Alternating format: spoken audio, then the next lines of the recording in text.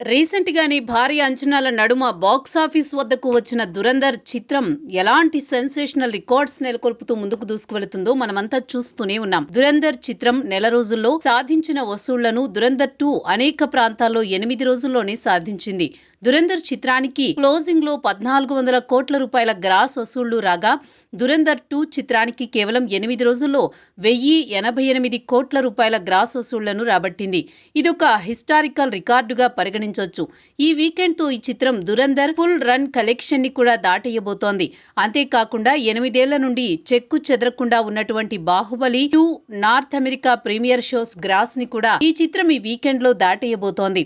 రోజువారీగా Indian box office వద్ద ఈ చిత్రం రాబట్టిన వసూళ్లను ఒకసారి పరిశీలిస్తే, ప్రీమియర్ షోస్ మొదటి రోజుకి కలిపి 140 కోట్ల రూపాయల నెట్ వసూళ్లను రాబట్టిన ఈ చిత్రం రెండవ రోజున 81 కోట్లు, మూడవ రోజు 109, నాలుగవ రోజు 113, ఐదవ రోజు 59 కోట్లు, ఆరవ రోజు 53, ఏడవ రోజు 45, ఎనిమిదవ రోజు 49 కోట్ల రూపాయల నెట్ వసూళ్లు వచ్చాయి.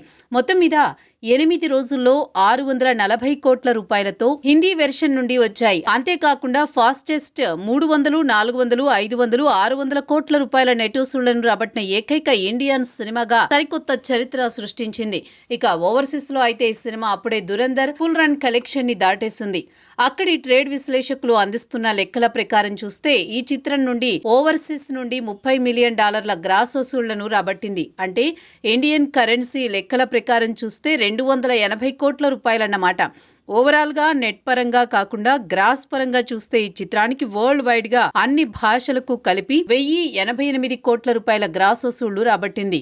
తెలుగు రాష్ట్రాల నుండి దాదాపు 65 కోట్ల రూపాయల గ్రాస్ వసూళ్లు రాబట్టిన ఈ సినిమా ఫుల్ రన్ లో 100 కోట్ల గ్రాస్ ని రాబడుతుందో లేదో చూడాలి.